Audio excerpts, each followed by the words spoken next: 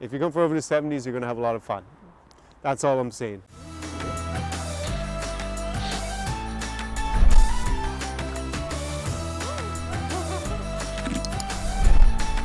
SAR Experience.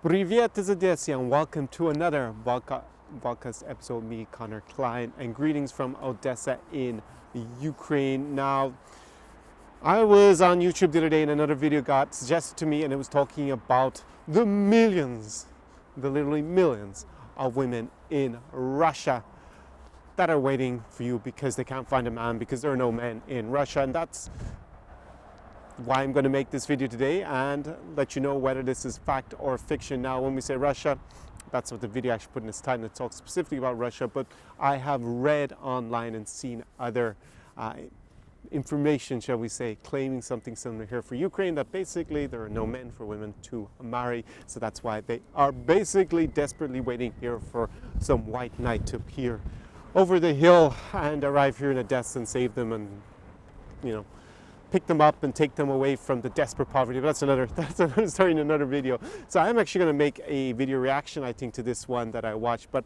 just for the purpose of this podcast, I thought it'd be good to just examine what is the gender imbalance, how many more women or men there are compared to each other in countries like Russia, Ukraine, and Belarus, and what that means for you if you come here to Ukraine, Russia, or it could be Minsk in Belarus. Now, I actually went online and tried to do some research about what exactly is the gender balance, and it turns out it's really interesting because it depends on what age group you're talking. It varies dramatically whether there are more men or women in Russia or Ukraine or Belarus, for that matter, depending if you're talking about like 18 to 25-year-olds, 25 to 35-year-olds, or 35 to 45 and 45 up. And if you're talking about babushke, that would be grandmas, we'll say over 60 years of age, it's dramatically different than it's going to be if you are, college age, we'll say university age, say 18 to 25. So I found a really good article. I'm actually going to link below from Russia Beyond because it broke it down by age demographic, and really in really short increments. You can really see how it changes on a scale. So basically, to say if you haven't go to look for it, if you're too lazy, if you are talking about 18 to 25-year-olds, I will say under 35 and over 35, so divide up because that's where the dividing line is. Over 35, there are more women than men in Russia. Now, that was Russia Beyond, so they look specifically at Russia. It's going to be very similar here in Ukraine or in Belarus. So it means over 35, and that difference between men and women, more women and men, increases as you go upwards. So the older you get, the more and more women there are compared to men. Now, under 35s, it's actually the opposite. There are actually more men than women. I'm sorry to tell you. It's whatever you've been reading online about these millions of women, they're over 35. Now, fertility rates, and I know technology is helping with this and it's pushing longer how old women can have children, and it can be all the way up to 50, I guess. But basically, peak fertility for women naturally is between under 25, basically. And when we talk about women at their peak in terms of fertility between 20 and 25, that's where they get the highest value on the dating market, and then that starts to decrease for women as they get older because just fertility starts to drop. Doesn't mean that you can't, of course, find a man if you're a woman in that age group, but it does become a little bit more difficult if they're not, if you're getting to your 30s not married. We all know that women have a biological clock, and then as they get into their 30s, it becomes more and more urgent for them to have kids. Now, as you can see, under 35, which means women of, we'll say, normally childbearing age or higher fertility, obviously, than over 35s, there are actually more men here. They actually have more choice. If you look at it at 50-50, then is claimed basically when I watched this video, and he was saying that there are millions of women here who can't find a man because of this gender imbalance. Absolute codswallop, BS of the highest degree, and that's why you should always do your research. Not even believe what I say in these videos. Go and check it yourself and try and find some statistical information. I encourage you to do that. But I've done that for you, and I'm going to link it below so that you see that. Now, where does this myth come from, and what kind of figures are these bogus claims going to use, because it's all in your, the figures. Obviously we have methodology, how people calculate the figures. That shouldn't be a big deal here, because obviously someone is male, female. If the radical feminists and radicals in Western Europe in general on the left want us to believe there have to be 250 different genders, but we'll say male and female to simplify it in this in our case, because obviously we want to make it relevant. It's going to be statistically negligible if you use any other sex or gender into the equation. But basically, overall, the life expectancy of people here, we'll say people here first, is a lot lower than in the West. So Western Europe or North America, it is actually dramatically lower. It's basically going to be, we'll say roughly 10 years. And that difference is even bigger for men. So I went ahead and I did a little bit of research, very simple Google search. Like, there's no point in splitting hairs about whether it's 1 year or 2 year difference. Basically, we're trying to get the overall trend here, but I saw the figures from the World Health Organization. All right, so for the European Union, the life expectancy overall is 81 years of age, rounding it up. And for women, it's 83, and for men, it is 78. So you see there's a difference, obviously, between men and women, how long they're going to live for. Now, what do you think it is for Russia, Ukraine, and Belarus? Now, there's a little bit of difference between the three, but it's not that big difference for what I want to see. It's basically about 10 years younger on average, getting close to 10 years. So the exact figures when I looked up in the World Health Organization were, for Russia, it was 72 years. For Ukraine, it was 73, and for Belarus, it was 74. So you basically see it between 72 and 74 years of age. Now, for women, it's again higher than for men. So for women in Russia, it was 77. For women in Ukraine, it was 77, and for Belarus, it was 79. So again, it's about a 2 year difference. So pretty close, and obviously dramatically a good bit lower than in Western Europe, but than the European Union, but not massively as big as the average overall, the difference. So what happens when we look at men? So for men in Russia, it is 66 years of age. Ukraine 68, and for Belarus 69. So you see basically that's a little bit better in Belarus, the life expectancy, than in Russia, over which obviously got bigger country, maybe more disparity there in living conditions, and then Ukraine is in the middle. But it's basically massive difference between men and women here. Look at that, it's enormous. It's over 10 years between men and women in terms of life expectancy, which is crazy and very different to European Union. So what does that do to the overall figures for where there's more men and women in the country? It means that there are a lot more women, but they happen to be a lot older than the average. They're all well over 35. So if these things, these kind of attention-grabbing clickbait titles about all these men and women can't get a man in Russia because they're already, believe me, nearly all of them have already been married. Because when they're younger, there's actually more men than women. It's a complete BS. You just have to understand the statistics and how people manipulate and create, to sell the idea of going to Russia. There are so many women compared to men. If you're into grandmas and babushka, definitely this is the place to be. But even for, I guess, what's called MILFs, older ladies who are not quite grandmas, maybe babushka, it's still actually going to be more, it's not going to be that much more until you get really high up into the age demographics. Like if you're going for over 60, and obviously if men live until 66, 68 in general, then boom. If you're going for over the 70s, you're going to have a lot of fun.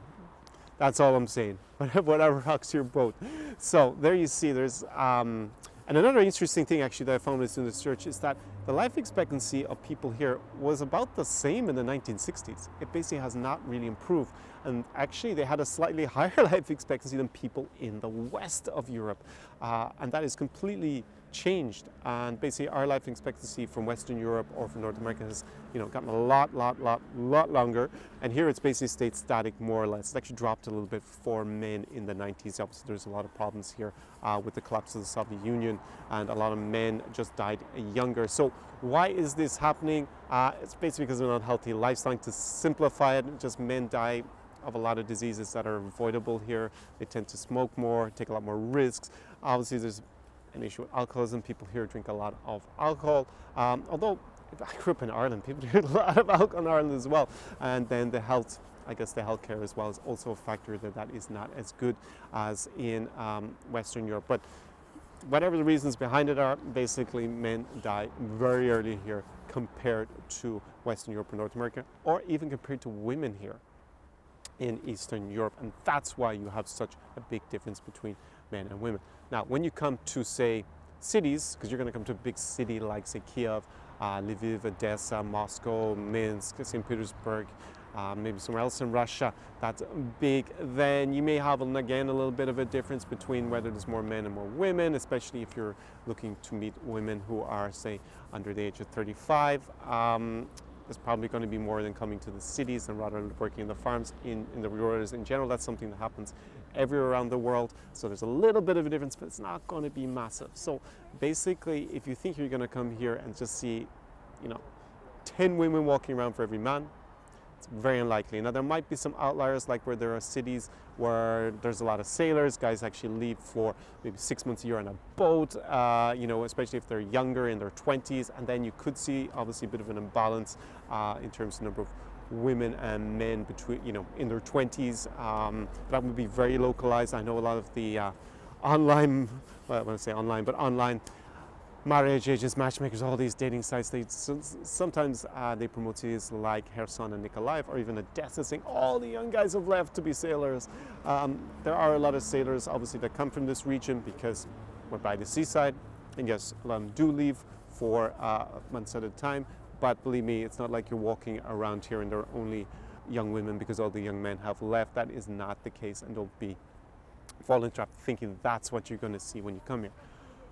But there is one definite big difference in terms of, we wouldn't really call it the gender imbalance, but maybe the beauty imbalance, and that is that yes, there are definitely a lot more beautiful women here in Eastern Europe compared to Western Europe. On average, there's no real competition about it. They are just definitely on average better looking, and that's for a number of factors. I went into that in several other videos on my channel. I'll link them above in cards and below in the description for you to go and check out. One of them is obviously obesity is very low here compared to Western Europe or North America.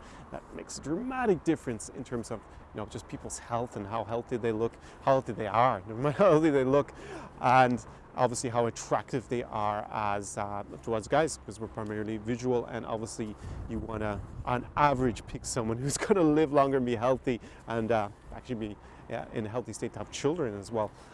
That's just something that's attractive to us as human beings and as men. So that's my little summary video on this one point that came up in that video. As I said, I'll probably make a reaction to the whole thing because I just thought it was absolute rubbish, more or less, almost all of them start to finish. And it was a very popular video on YouTube. It had millions of views, and it was complete rubbish, most of it. So obviously the title is what grabbed people's attention. But just to inform you and make sure that you don't fall in the trap of thinking that's the case, drop me a comment below if you've been here and think, notice the gender balance in terms of, different age groups, or when you're walking around in a particular city, maybe in Russia or Ukraine or Belarus, and you thought actually there are a lot more women than men, or vice versa. Wherever you were traveling, that's interesting information for me, actually, in this case, because I would love to know that, where there's a 10-to-1 young women to young men imbalance in the former Soviet Union. That would be amazing information. So if you have that, then definitely know. I haven't been everywhere in this region. Russia in particular is massive, and I will be hopefully going there a good bit in 2020 when travel is reopened, and hopefully it already is now that you're watching the video. Then what do you do next weekend? Because it could be you, could be here with me in a city in East Europe, it could be Odessa, Mama, and summertime. It is summer capital in Ukraine, or could be in Minsk in Belarus, or could be a city in Russia like St. Petersburg, which is phenomenal during the white nights in the summer, especially at the end of June. So definitely keep that in mind. But in order to be considered, you need to go below this video and click on the link to the application form, because it's not for everybody and I don't accept everybody, so you actually have to apply to live this experience. And it's for a particular type of person. Person wants to push themselves, develop, who's not coming here expecting to go to a dating marriage agency where they line them up with 10 girls who are supposed to be, or ladies, because a lot of them turn out to be scammers, unfortunately. But I don't provide an introductory service, and if that's what you're looking for, the Zara experience is not going to be for you, because you're actually going to have to go out and socialize like a real confident person, and that's one thing that I help my clients with, of course. So basically what will happen, to sum it up in a nutshell, you will come here, you will have an unforgettable experience. You don't have to worry about the language barrier, because I'm going to be here. Obviously I speak Russian, which is the main lingua franca in the region.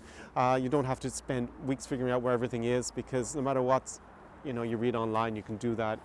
It can only give you really a taste for what to expect, where the best places are going to be. But I've already been out hundreds of times in these cities, so I know exactly where to bring you, depending on your taste for entertainment, like going out, what kind of music, what kind of clubs, bars, restaurants, food you're into, what kind of women you're interested, like social class, tastes as well, age demographic, all that good stuff. We're going to hit the places that are right for you. We're going to be there with my crew. There will be scores of beautiful women, of course, if you're in once we come here to a city like Odessa, and you're actually going to be like the insider. You're going to hang out with my crew. You don't have to worry about being scammed, which is one of the biggest problems here in Odessa, Mama, for sure, scam central that it is. If you come here, or just in Eastern Europe in general, is a little bit better in Belarus than the big cities in Russia that attract foreigners, or here in Ukraine. But you don't have to worry about that, and that can be very costly, both in terms of money and emotionally, if you do get caught in a scam, like unfortunately so many foreigners who come here, Western men in particular.